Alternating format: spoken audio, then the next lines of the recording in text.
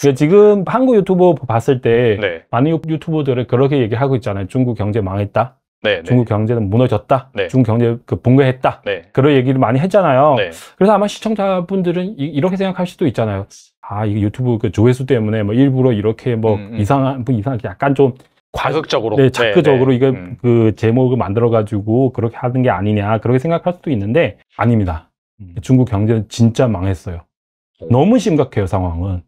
지금 그 금방 네. 말씀하신 그 증시도 반등 했잖아요. 네. 지금 또 떨어졌어요.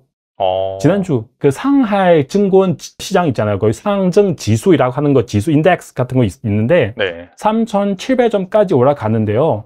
다들 좀 너무 기대 많이 했어요. 뭐 6,000점, 5,000점까지 갈 수 있지 않을까. 근데 일주일도 버티지 못해가지고 지금 금방 봤어요. 제가 오기 전 봤어요. 3,200점 정도? 3,200 정도. 네, 3,000, 최 피크는 3,700점까지 갔는데 지금도 3,200점 정도 떨어졌어요. 그 사실 중국 전체 경제를 봤을 때 이 첫 번째 부동산 망했어요. 부동산 더 이상 안 돼요. 방법이 없어요. 사람들은 돈 없으니까 아파트를 구입하지 않아요. 어떻게 해도 부동산은 지금 방법이 없어요. 중국 지금 뉴스를 많이 봤잖아요. 그 부동산 진짜 가격 말도 안 되게 싸게 나오고요. 일부 도시에는 한국 면적 따져봤을 때 30평 정도 되는 아파트인데 뭐 한국 가격으로 2천만 원도 안 돼요. 1,000만 원 정도? 이런 아파트 엄청 많이 나오고 있고요. 심지어 베이징의 그 상하이도 되게 상황이 너무 심각해요, 지금. 아파트도 안 되고요.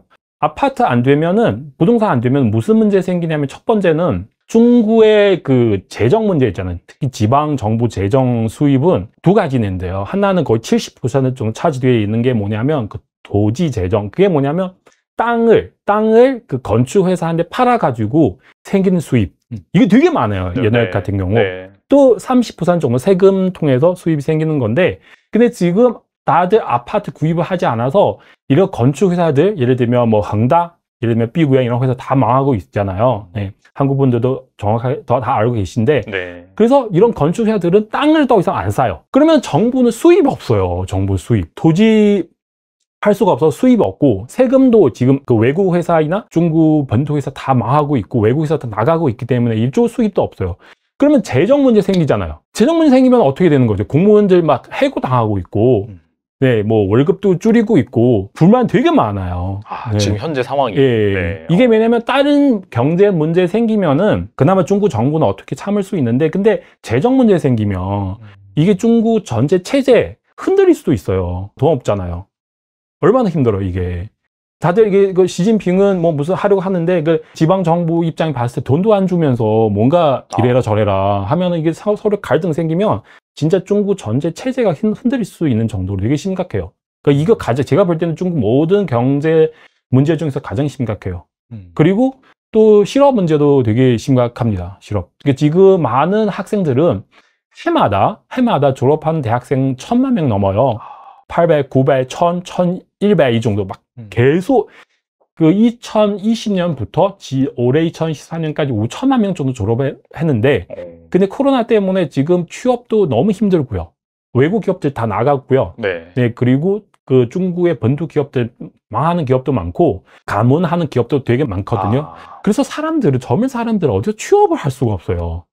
이게 진짜 너무 심각해요. 예를 들면 지금 중국의 음식 배달업 하는 사람 되게 많아요. 왜냐하면 도저히 일자리 찾을 수가 없어서 그거를 하는데, 물론 한국도 그 배달업 하고 계신 분도 많은데, 근데 한국 배달업 하신 분들은 수입 되게 높아요. 그러니까 되게 높은 게 아니지만 그래도 열심히 하면은 수입 꽤 괜찮아요. 한때는 그걸로 해서 한 뭐 1,000만 원 가까이 벌었다. 그렇죠. 근데 중국 같은 경우는 그렇게 많이 벌 수 없는데, 근데 거기서 그런 배달하신 분 중에서 몇 년 전숙자인데 박사 학력 가지고 있는 사람이 7만 명 정도 있어요. 네. 그래서 지금은 어떻게 되는지 잘 모르겠는데 어쨌든 실업 문제도 되게 심하고요. 전면적으로 봤을 때 그 중국 경제는 너무 안 좋아가지고 그 중국 정부는 어떻게 돈을 뿌려서 그 많은 인민폐 프린팅 해가지고 뿌려서 하려고 어떻게 경제를 좋게 만들려고 하는데 효과는 없어요. 그 말씀드렸잖아요. 이게 그 주시장 그렇게 돈을 많이 뿌렸는데도 일주일도 버티지 못했어요. 네, 다른 건 더 제가 볼 때는 희망 없어요. 네, 저도 무슨 혹시 대체 있나요? 저도 잘 모르겠어요. 네, 시진핑은 아마 지금 되게 머리 아프고 있어요. 이 부분에 대해서. 그 청년 실업률도 되게 심각하다고 하고 뭐 보니까 18%? 근데 그것도 약간 통계를 약간 마사지 해가지고 그죠, 원래는 4, 50% 되는데 네네네. 그렇게 뭐 그 작년에 네. 갑자기 그거를 중단해 버렸어요. 그러니까 청년 실업이 너무 높아가지고 네. 다음에 7월 8월 우리 막 내가 중국 유튜버였잖아, 중국 유튜버. 네. 계속 그 숫자를 지켜보고 있는데 그래서 얼마 정도 나오는지 그래서 거기서 우리 더 이상 얘기하지 않겠다 중단해 버려서 그 발표하는 거 많이 놀랐어요. 근데 올해는 또 다시 시작하는데 근데 거기서는 그 대학생 졸업하든 안 하든 이런 사람들 다 빼고 어쨌든 이 숫자를 예쁘게 만들려고 하는데 그래도 18% 정도 나왔는데 되게 심하죠, 그게. 근데 실제 상황은 18%는 훨씬 더 많아요. 왜냐면 진짜 그래요. 이게 농담 아니고 네네. 예를 들면 제가 어떤 그 중국 안에서 개인 매체 유튜버처럼 그 유튜버 중국 사람들 볼 수 없지만 네네. 그 비슷한 거 있어요. 네. 그걸 통해서 제가 동영상 하나를 업로드 해도 그러면은 중국 정부 입장 봤을 때 이 사람이 이미 취업했어요. 이 사람이 지금 개인 매체 만들었어요. 네네. 네. 그 자영업자 됐어요, 이 사람이. 네네네. 근데 실제로 수입이 없는데. 그죠? 그리고 배달업 하는 사람도 이 사람이 이미 취업됐어요. 이거 다 취업되는 간주를 하니까 그래도 18.5? 그 정도 나왔는데 실제로 사실 실업 상황은 되게 심해요.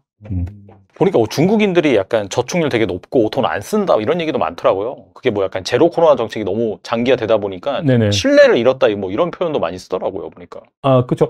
근데 중국 사람들은 저축 많이 하고 원래 자체가 네네. 아니, 근데 사실 실제 상황은 일단은 그런 사람 많긴 해요. 근데 더 많은 사람은 돈은 없어요.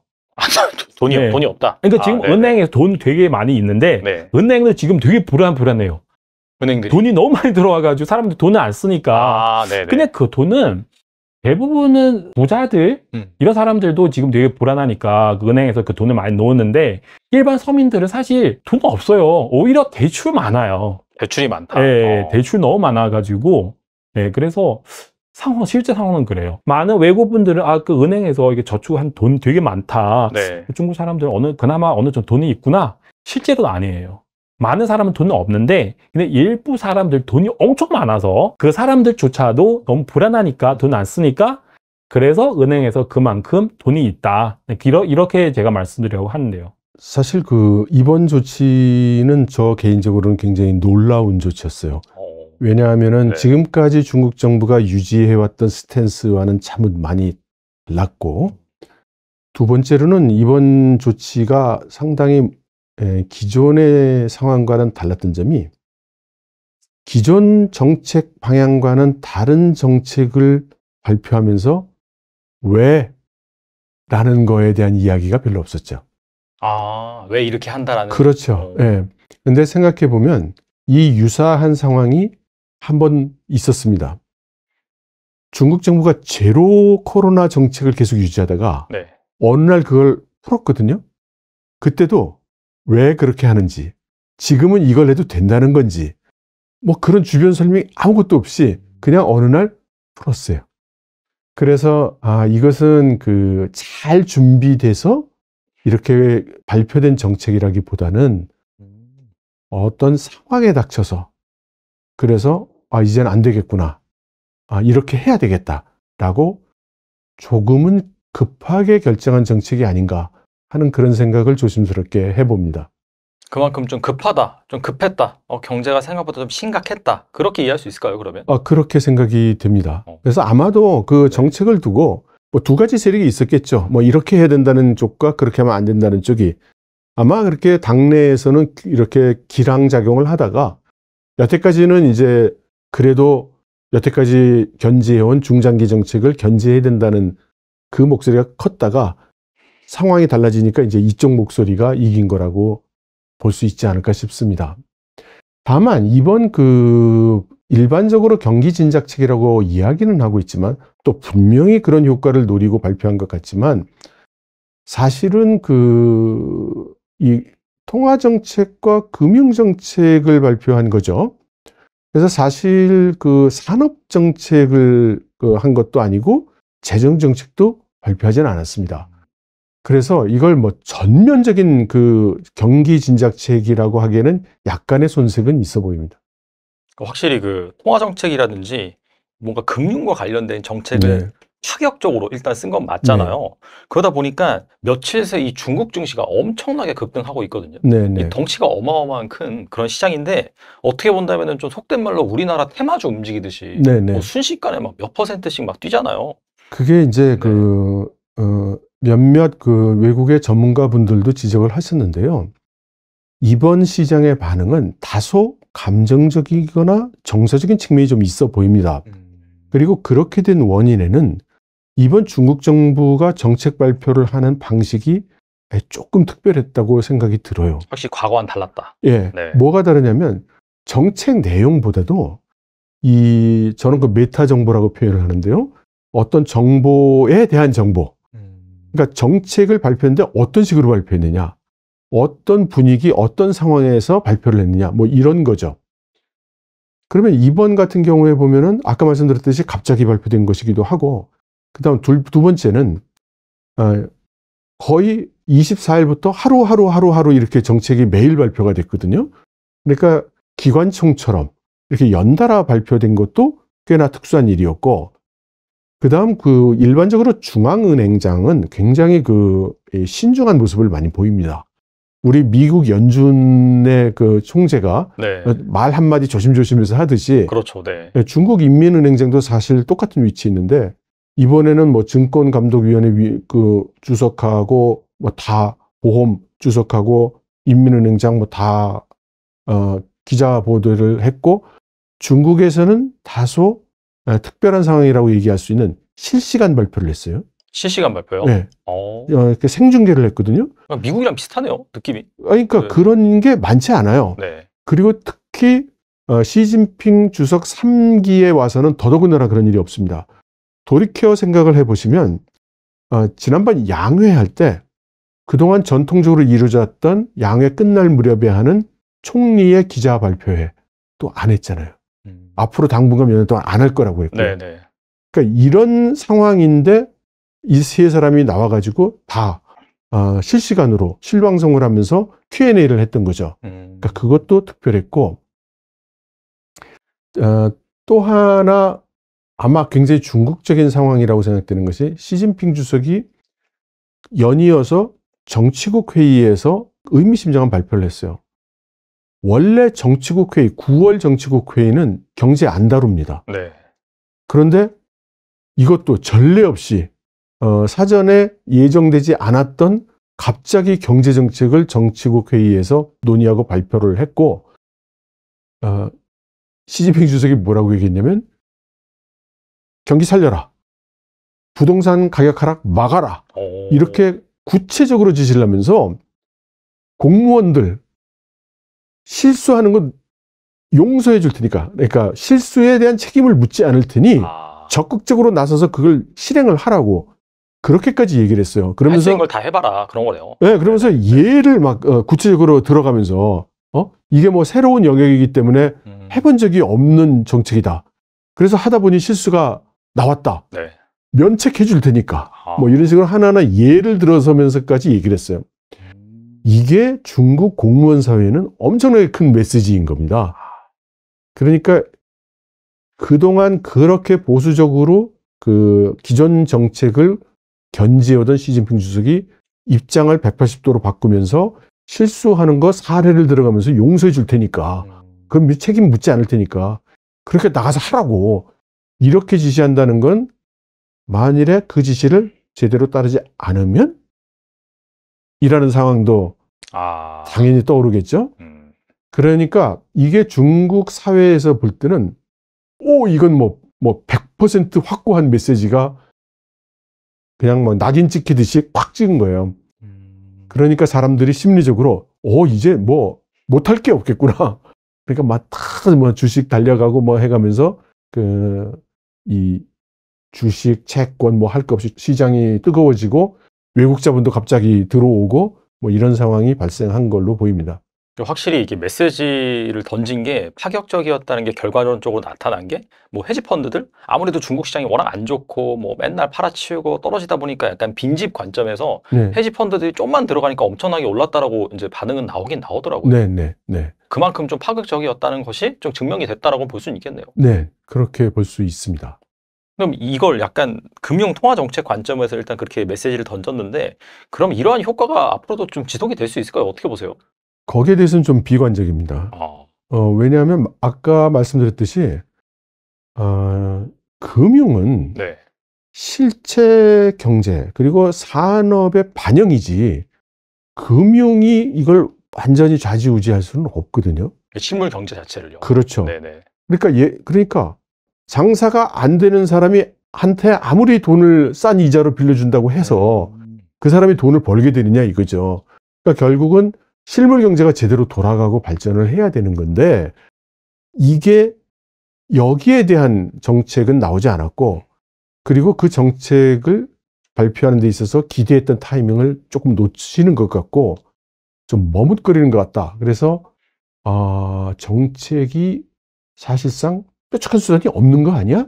이제 이런 의문도 조금씩 일어나고 있는 거죠. 금융 정책이 나온 다음에 그 뒤에 이어서 이 산업이라든지 뭔가 실물 경제를 되살릴 만한 강력한 뭔가 정책이 나와야 되는데 이게 약간 좀 지연되면서 안 나오고 있다. 약간 그렇게 해석해 볼 수 있을까요? 그렇죠. 그러면? 우리나라 버전으로 얘기를 하면은 우리나라에 지금 자영업이 힘들어요. 네. 자영업 하시는 분들한테 뭐 연이율 2%로 무한정 융자 해주겠다. 그러면 잠시 자영업이 활발해지는 것처럼 보이겠지만 그렇죠. 그러면 사람들이 갑자기 안 먹던 음식을 사 먹고 나는 자영업 아닌데 나는 회사원인데 그럼 나는 변화가 없잖아요. 경제생활에. 그렇죠. 네. 근데 내가 뭐 5,000원짜리 먹던 걸 10,000원짜리 먹겠느냐 말이죠. 그러니까 물론 좋은 영향이 있겠지만 이게 기대에 조금 못 미치는 것 같은데 뭔가 확실하게 뒤가 보이지 않아. 요런 느낌인 거죠. 아직까지 좀 더 기다려 봐야 되는 것 같습니다. 말씀 들어보니까 확실히. 그래서 시장도 조금 가라앉았고 냉정을 찾고 있다라는 말로 주로 표현이 되고 있는데 돌아오는 것 같고 지금 또 뒤이은 후속 정책이 없다고 또 비판이 나오고 있죠. 맞아요. 네. 네. 저는 그런 걸 보면서 좀 그 시장에 있는 사람들 너무한다 뭐 이런 생각도 좀 듭니다. 끝이 없어요. 끝이. 네, 앞서서 뭐 시진핑이 부동산 하락 막아라 예. 라고 했는데 사실 이 부동산은 어떻게 보면은 수십 년 전부터 이 중국이 시멘트 경제라고 해서 예. 사실 어떻게 본다면 이 부동산 가격 상승으로 인해서 인민들의 뭐 자산이 증가해온 근데 그런 부분이 있다 보니까 뭐 상하이나 뭐 베이징이나 부동산 가격이 너무 높았잖아요. 그래서 네. 구조적으로 이거 약간 구조 조정을 해야 되겠다라고 해서 중국 정부가 일부러 좀 칼을 빼든 게 있는 거잖아요. 네. 부동산 그 구조 조정 같은 경우에. 네. 근데 이 스탠스가 좀 바뀐 거라고 좀 봐야 되나요? 그러면? 그건 제가 이해하는 바는 이렇습니다. 지금 중국의 부동산은 일단 수요에 비해서 공급이 너무 많습니다. 현재 상황이. 네네. 그런데 부동산이 지금 문제가 되고 있는 거는 중국 정부 입장에서 보면 부동산 가격이 상승을 하지 않고 있기 때문에 문제가 되고 있는 게 아닙니다. 부동산 가격이 하락을 하고 있기 때문에 문제가 되는 거예요. 그러니까 이 상황은 지금 사실 중국 정부는 수년 전부터 계속 얘기를 해오고 있는 상황인데 이렇게 부동산이 하락을 하게 되면 이게 곧바로 금융에 영향을 준다는 게 문제라는 거예요. 그래서 지금 시진핑 주석이 얘기한 부동산 가격의 하락을 막아라는 문자 그대로의 뜻이라고 생각합니다. 하락을 막아라. 뭐 상승을 좀 하면 좋지만 이게 뭐 이제 부동산 경기가 되돌아왔으니 뭐 가격이 더 올라가느니 이런 것을 원하는 것은 아니라고 봅니다. 결국에는 연착륙을 좀 요구하는 그런 목소리고 사실 이 부동산 중심으로 성장해왔던 이 중국의 경제, 내수 경제 자체를 좀 재편하려는 목적은 여전히 가지고 있다. 뭐 그렇게 볼 수는 있겠네요. 그렇죠. 그렇게 밖에 다른 선택이 있을 수가 없습니다.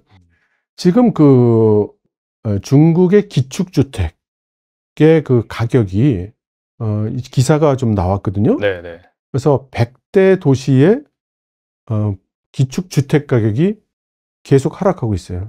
지금 29개월째 연속 하락이고요. 그러니까 2년 반 동안 계속 하락을 했고, 최근 금년 들어서 뭐 최근 한 5개월 동안에는 100개 도시 중에 100개 도시가 전부 하락이에요. 그러니까 이걸 멈춰야 된다고 얘기를 하고 있는 거지. 이거를 뭐 여기서 여기 한국에 계신 분들 입장에서는 네. 중국 단어 하나, 부동산 단어 하나, 그게 상승 아니면 하락이지. 네. 그러니까 하락 멈추고 상승. 중국이라는 스케일을 한번 생각해 보세요. 지금 그 주거용 주택이 그 건물이 6억 채가 있다는 거 아니에요? 6억 동이 있다는 거 아닙니까? 네. 그래서 그렇게 간단히 이렇게 상승 반전은 좀 어려울 거고요. 물론 지역적으로 그런 곳은 있겠지만 급격 하락하는 걸 막는 것. 급격 하락을 막아야 우선 거기에 그 물려 있는 자산이 부채로 변하는 그런 지옥 같은 상황을 대면하고 있는 국민들에 대한 것과 이렇게 부동산 가격이 하락을 하면서 이 부동산 사업에 돈을 빌려준 은행들이 채권들이 전부 부실 채권화하는 현상, 이걸 막아야 되는 거죠. 지금 그 중국의 지방 소도시 그리고 농촌 지역이라고 얘기할 수 있는데 그런 데들의 지금 작은 은행들이 지금 도산을 이미 수십 개 했고 이게 영향이 지금 발표는 별로 안 나지만 상당히 크게 일어나고 있는 걸로 보여요. 그렇기 때문에 이게 약간 좀 준비되었다라기보다도 좀 급작스럽게 나온 정책이다라고 볼 수가 있겠네요. 진짜. 급작스럽다. 사실 제가 이런 미디어에 나와서 계속 말씀을 드리고 있는데 중국 정부는 이미 지금으로 보면 벌써 6, 7년 전이죠. 이미 경고를 해왔어요. 부동산 이런 식으로 개발하다가 큰일 난다고. 이러다가 부동산 때문에 금융이 좀 시쳇말로 작살나는 수가 있다. 그래서 이렇게 가면 안 된다. 이렇게 얘기를 했었고 그것 때문에 부동산 개발 기업한테 소위 세계의 레드라인이라고 하는 레버리지 비율 낮추라는 이제 그런 정책도 시행을 했던 거거든요. 그게 팬데믹이라는 상황을 오면서 걷잡을 수 없는, 통제할 수 없는 상황으로 가면서 오늘날 지금 이 현상이 오는 겁니다. 그래서 중국 정부 입장에서는 정책 도구는 이미 많이 준비되고 시뮬레이션이 되어 있는 상황일 것이고 다만 이걸 강력히 추진할 수가 없었던 거예요. 지금 팬데믹 일어나고 사람들 죽을 맛인데 그것다 대고 뭐 지금 더 긴축하고 더 돈 쓰지 말고 더 인내하라는 그런 정책을 내밀 수가 없었던 것이었는데 이게 지금 그러다 보니 이제는 뭐 더 이상 어쩔 수 없다고 생각이 되는 이제 이런 상황까지 온 게 아닌가 싶습니다. 제가 말을 너무 좀 심하게 하는지는 모르겠습니다만은. 뭐 어차피 뭐 견해를 말씀해 주시는 거니까요. 약간 좀 궁금한 게 또 중국이 계속해서 어느 정도 이제 성장을 했기 때문에 약간 공동부유 이런 거 강조하면서 그 일례로 가장 먼저 시행했던 것들이 이제 빅테크들 규제하고 뭐 사교육 규제하고 그런 것들이 좀 있었잖아요. 근데 사실 이 스탠스가 그러면 약간 좀 아니요. 그게 좀 오해가 큽니다. 그래요? 네. 일단 빅테크에 대해서 무슨 그 규제 이런 거 한 적 없습니다. 분명히 예를 들어 뭐 마윈이라든가 그다음에 교육 테크 기업들에 대해서 불이익을 간 면은 있지만 원래 불이익 받을 게 받은 거예요. 그동안.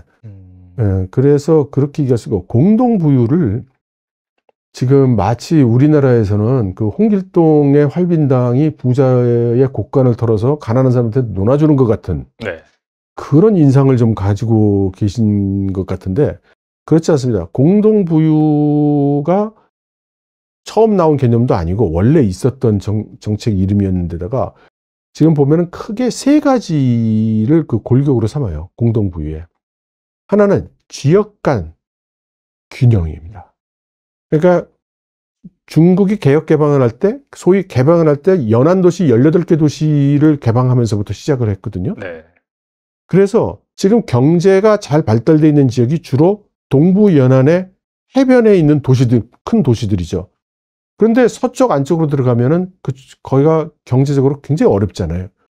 그래서 이 지역 간 불균형, 어느 한 지역만 잘 살고 다른 지역은 못 사는, 같이 잘 살아야 되는 거 아니냐? 소위 우리식으로 표현하면 지역 불균형. 두 번째가 도농 격차입니다. 도시, 상하이, 베이징, 선전 이런 데는 뭐 삐까번쩍하게 빌딩 올라가고 네네. 사람들 매일 뭐 술퍼 먹고 막 좋은 음식 먹는데 거기서 한 100km, 500km 떨어진 데 가면 농촌에서는 막 고생하면서 제대로 먹지도 못하는 이대로 둘 수가 없다. 이 격차를 없애야 한다. 이것이 도농 격차를 줄이는 게 이게 공동부의 두 번째 골간이고요. 세 번째가 빈부격차예요. 그러니까 어떤 사람은 돈을 많이 벌고 그래서 그 사람이 돈을 못 벌게 하겠다는 게 아니라 돈을 못 벌고 가난한 사람들 그리고 돈 벌 희망이나 방법이 잘 안 보이는 사람들 이 사람들을 그대로 둘 수 없다. 돈 벌게 해야 된다라는 거거든요. 근데 미디어들이 마치 예를 들어서 알리바바의 마윈한테 어떤 불이익을 줬다. 걔네가 뭐 엔트그룹 네네. 상장하는 걸 못하게 했다. 맞아요. 네. 뭐 테크 기업 때려잡고 말이야. 민간 기업, 뭐 자본가 때려잡고 말이지. 그 사람들 곡간 털어서 말이야. 이 가난한 사람들 도와준다고 말이야. 역시 공산당이야. 아닙니다. 그렇지 않습니다. 이 두 개는 서로 연결되지도 않거니와 그 사실이 아니에요. 좀 그런 오해는 좀 풀었으면 좋겠습니다. 환자를 의사가 치료할 때 그 원인에다 처방을 해야 치료해낼 수 있잖아요. 그렇죠. 경제 정책도 마찬가지예요. 경제난의 근원에 처방을 해야 돼요.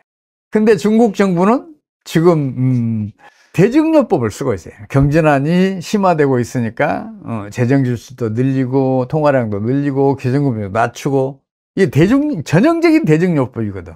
근데 대증요법을 반복하면 급성질환이 만성질환으로 돌아서는 경우가 많아요. 그런데 이 만성질환은 갑자기 사람 목숨을 빼앗아 가기도 하지만 더 오랜 기간의 고통을 초래해요. 그래서 지금 중국 정부는 정책 처방이 잘못돼 있어요. 근원 치료가 아니에요. 대증요법이에요. 근원을 찾아야 돼요. 중국 정부가 어려워진 근원은 누구나 다 알잖아요. 중국의 부동산 시장에 거대한 거품이 형성됐잖아요. 2008년, 2009년 그 글로벌 금융위기를 벗어나기 위해서 사회간접자본 건설은 물론이고 주택 건설 뭐 등등을 통해서 건설 경기를 극단적으로 부양을 시켜서 당시에 세계 경제가 거의 모든 나라가 마이너스 성장할 때 중국만 홀로 10% 이상 성장을 했었거든요, 당시에. 네. 그 후유증으로 부동산에 거대한 거품이 형성이 돼 있어요. 심지어 2019년 부동산이 정점에 가기도 전이에요. 그때 빈집이 6,500만 쳤어요. 이게 그 상황에서 부동산 경기는 계속해서 호조를 보이면서 그게 이제 2021년도에 피크였거든요. 근데 2021년 피크를 지나서도 빈집이 1억 채가 넘게 증가를 했어요. 거기다 건설이 중단된 주택이 3천만 채가 넘게 됐어요. 이 거품이 꺼진 거죠. 이 거품이 꺼지면서 지방정부의 재정난은 물론이고 건설업계 전반이 붕괴에 직면했고 부동산과 관련한 그 금융업체들도 대부분 경영난을 겪거나 아니면 일부는 파산하고 이런 일이 벌어졌잖아요. 그렇다면 거기다 처방을 해야지. 중국은 이미 2022년부터 금리가 진행됐어요. 다만 중국은 강력한 통제경제 체제예요. 그래서 그 금리위기의 진행을 거대한 댐을 쌓아서 그걸 막았어요. 막아놨는데 금리위기는 계속 진행돼요. 홍수는 계속해서 이제 쌓이면서 이제 댐을 넘어서게 된 거죠. 지금 중국 상황이 그렇단 말이에요. 그러면 우리나라가 외환위기를 세계사에서 가장 단기간에 가장 성공적으로 극복했던 그 정책 처방을 써야 된단 말이에요. 대대적인 구조조정을 통해서 금융위기를 일단은 잠재우고 봤어야지. 그래야 공급자 시장이 형성될 수 있었고, 그래야 기업들이 이익이 커가면서 기업들의 생산, 고용, 투자 이게 늘어날 거 아니에요. 그런 정책을 펼쳤어야 했는데 중국이 실기했는지는 모르지만 지금 그런 정책으로는 그런 대증요법적 정책으로 재정 지출을 늘린달지 기준금리 인하한달지 뭐 통화 공급을 늘린달지 이런 걸로는 경제를 살려낼 수 없어요. 저는 그렇게 판단하고 있어요. 최근에 이제 뭐 실제 중국 다녀오신 분들 얘기를 들어보니까 뭐 베이징에 갔는데 뭐 식당들 상당수가 뭐 문 닫았고 보니까 아예 가성비 식당 아니면 아예 원래 고급 식당? 원래 부자들은 잘 사니까 그런 데만 잘 되고 뭐 대부분 문 닫고 대형 쇼핑몰도 막 폐점하고 그런 상황이 발생하고 있다라고 하더라고요. 중국 경제는 실제 얼마나 심각한 것일까요? 어떻게 보세요? 이 중국 정부는 그 지난해 성장률이 5.2%, 올해 1분기 5.3, 2분기 4.7% 성장했다고 발표를 했어요. 근데 저는 그 통계 못 믿어요. 중국은 간첩법으로 주요 경제 지표들조차도 외부로 유출을 시키면 간첩으로 처벌을 해요.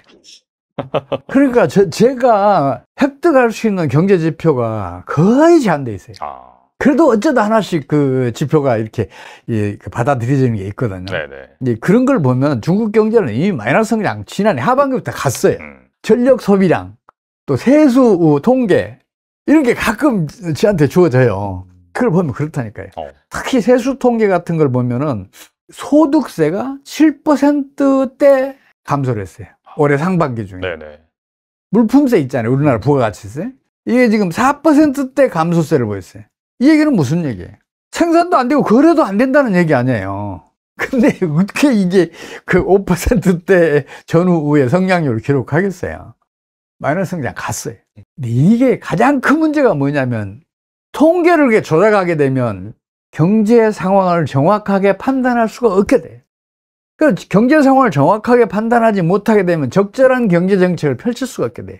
특히 경제 정책은 때에 맞춰서 시적절하게 펼쳐져야 하거든요. 통계가 조작돼 있으면 자꾸만 타이밍을 놓친단 말이에요.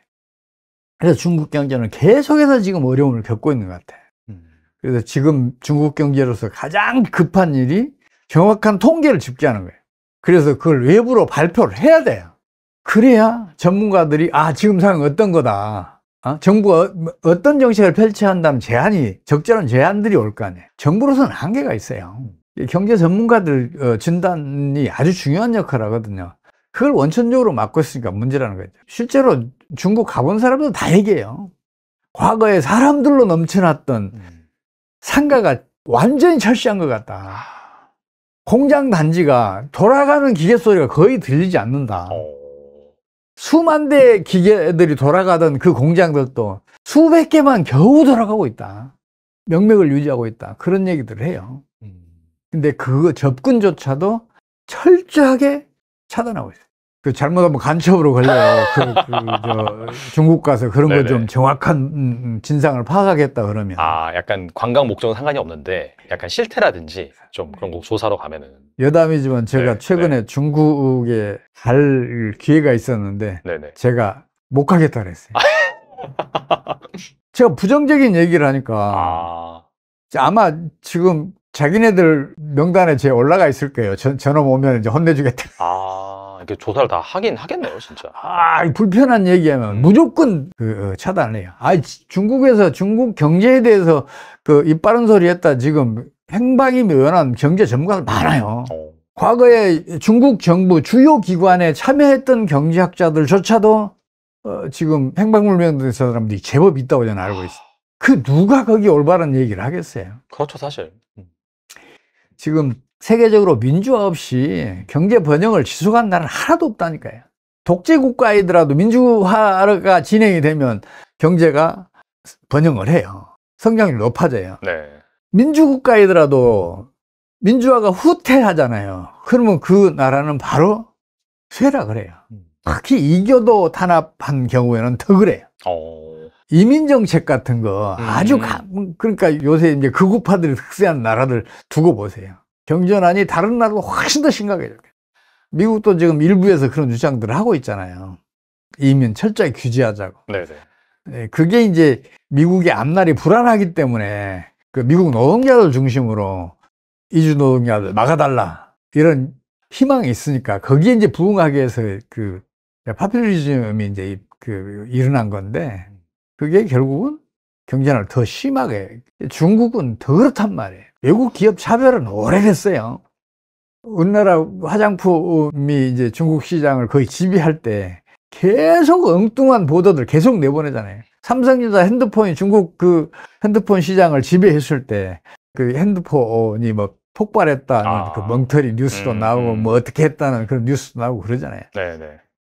제일 위험한 것은 사실은 국뽕. 우리나라도 국뽕이 지금 일어서고 있어요. 이거 굉장히 위험해요. 왜 그러냐면 국뽕은 이성적인 판단을 미리서 봉쇄를 해요. 그렇죠. 그래서 중국의 1대1로 중국몽 이런 것들이 중국 경제의 앞날을 장기적으로 크게 저해하고 있다고 저는 봐요. 그중에서 제일 심각한 게 시진핑의 독재 강화예요. 시진핑 리스크가 너무 커요. 민주화 없이 경제 번영을 누린 나라가 없다니까요. 시진핑이 집권한 이후에 중국 경제는 계속해서 성장률이 떨어졌잖아요. 그것만 봐도 금방 알 수 있잖아요.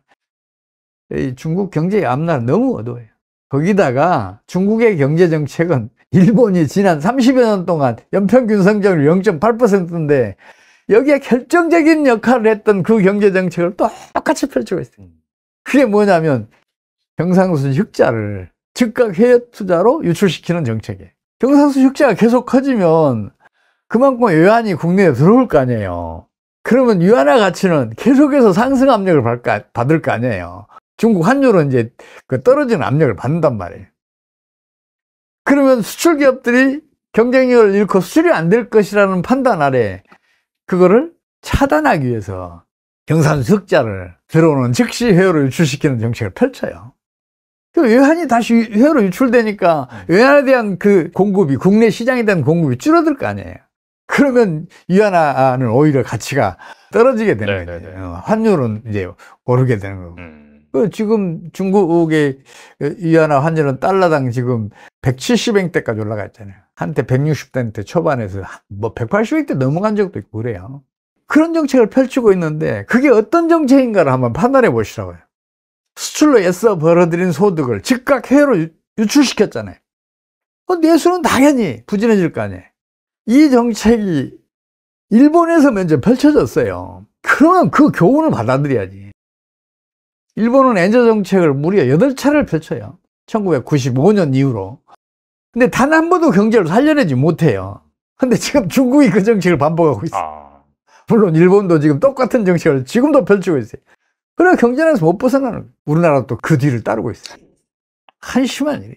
최근에 보니까 그 유럽에서 고민하다가 이 중국산 전기차에 대해서 관세 한 45% 정도? 그 정도 매긴다라고 이제 뭐 주말에 속보가 나오긴 했더라고요. 그러니까 중국이 사실 전략이 엄청나게 그렇게 막 싸게 만들어가지고 내수해서 이게 소화가 안 되니까 알리 테무도 그렇고 계속해서 밖으로 밀어내는 그런 정책을 했는데 그러다 보니까 이 위협을 느낀 그런 뭐 국가들이 보시다시피 이런 관세 장벽을 세우고 이런 일들을 지속을 하고 있더라고요. 결국엔 이제 중국이 그런 식으로 하는 것 자체가 어떻게 본다면 좀 자충수를 뒀다 이렇게 볼 수가 있을까요? 사실 중국의 지금 수출이 호조를 보이고 있는 게 정상이 아니에요. 알리 테무처럼 이제 제조업체들의 제품을 파는 그 온라인 업체들은 호황을 누릴 수도 있어요. 근데 문제는 뭐냐면 그 제조업체들이란 말이에요. 알리 테무가 왜 해외에서 그 각광을 받겠어요? 중국 내에서는 지금 계속해서 어려움을 겪고 있는데 일단 세계 거의 모든 나라들이 마찬가지지만 일단 수출을 하잖아요. 그러면 LC를 은행에서 내고를 해줘요.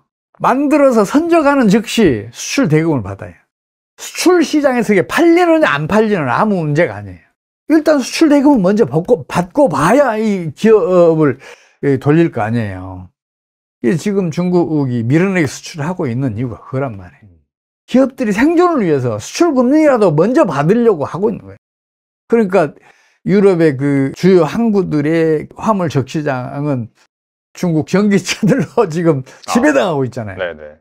안 팔리는데 계속 수출하는 거예요. 근데 전기 자동차만 그러겠냐고요. 다 그렇죠, 뭐 사실.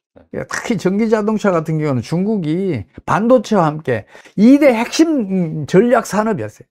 전 정부적인 중앙정부, 지방정부, 또 뭐 현 정부 이런 거 포함해서 모든 정부 정책 수단을 동원해서 키워놓은 산업들이란 말이에요. 근데 그게 지금 올라가기 직전이란 말이에요. 근데 그게 또 유럽 경제는 치명적인 타격을 주고 있어요.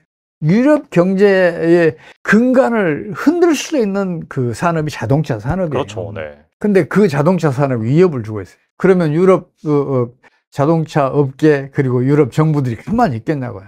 당연히 장벽을 쌓을 수밖에 없어요. 중국은 더 높은 장벽을 쌓아놨잖아요. 지금. 그렇죠. 그러니까 중국은 자꾸 유럽에 대해서만 그 얘기를 해요. 보호무역주의 강화는 모두를 위해서 이게 아니라는 얘기를 자기네들은 높이 쌓아놓고 그게 말이 안 되는 거죠. 그게 호소력이 없는 거예요. 이게. 지금은 유럽도 어렵지만 중국은 더더욱 어려워요. 굉장히 심각한 상황이에요. 통제경제 체제라 우리가 주요 통계들 접근을 못해서 그렇지 중국은 이미 지금 금융시장, 뭐 일반 제조 할 것 없이 몰락 단계로 가고 있는 거 아닌가 싶을 정도예요. 그러니까 주요 도시들의 주요 도로들이 한산해진 그 일들이 벌어지는 걸로 저는 보고 있어요. 시진핑 리스크가 크다고 말씀하셨는데 이게 아무리 뭐 3년이 하고 뭐 이렇게 한다고 하더라도 이렇게 경제가 안 좋고 살기 힘들면은 또 이제 뭐 봉기까지는 모르겠으나 또 지도부를 바꾸려고 하는 그런 움직임이 나타날 수 있을 것 같은데 어떻게 계속해서 이 시진핑 체제 유지될 수 있다고 보세요? 어떻게 보세요? 그건 힘들어. 독재자의 특성이 독재 권력을 강화하기 위해서는 모든 수단을 다 동원해.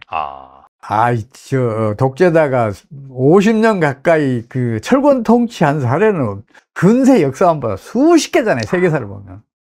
이미 독재가 수립된 상황에서는 그 독재 체제가 어떤 그 경제난에 의해서 무너진다? 참 힘들어요. 밀란이 일어날 경우만 무너져요. 리비아, 알제리, 이집트. 네네. 근데 그 밀란 수준의 그 어떤 사회적 소요가 일어나서 정권이 바뀌더라도 그 다음에 또 사회 혼란이 오니까 또 다른 독재자가 등장해. 지금 중동이 그렇잖아요. 중동이 한때 민주화 바람이 거세게 불었지만 지금은 다시 옛날 독재 체제로 그렇죠. 다 원대복귀 했잖아요. 그게 독재의 위험이에요. 그러니까 독재가 위험한 게 그거란 말이에요. 독재 체제는 필연적으로 무너질 수밖에 없는데 무너지면 더 큰 혼란이잖아요. 그럼 또 다른 독재 체제가 들어서요. 그래서 독재라는 것은 그게 진행될 때 그걸 어떻게든지 없애서 해야 돼요. 우리나라가 소위 말해서 후진국에서 선진국으로 올라선 거의 유일한 사례잖아요. 거기에는 우리 4.19 혁명 그리고 광주 항쟁이 중요한 역할을 했어요. 물론 4.19 혁명은 5.16 쿠데타로 해서 실패를 했어요. 실패했는데 그 정신이 계속 살아있는 거예요. 계속 민주화 운동이 독재가 될 때마다 더 민주화 운동은 더 거세진 거예요. 그리고 광주 항쟁은 총칼을 두려워하지 않는 국민이 얼마나 무서운가를 보여줬어요. 군부가 국민을 무수하게 된 거예요. 그게 1980년대 중후반 90년대 초까지의 그 민주화 과정의 결정적인 역할이에요. 그래서 우리나라가 1990년대 초부터 그 정치적 민주화가 이루어지면서 오늘날까지 이렇게 순조롭게 성장을 해왔다고 저는 보고 있어요. 독재 체제는 국민의 힘에 의해서 그게 엎어지지 않으면 안 되는데 중국 경제 상황은 아직은 그 단계까지 못 갔어요. 그 시민사회의 의식도 그만큼 성숙되지 않았어요. 중국 경제의 앞날이 더더욱 어두운 거 아닌가 저는 그렇게 판단하고 있어요.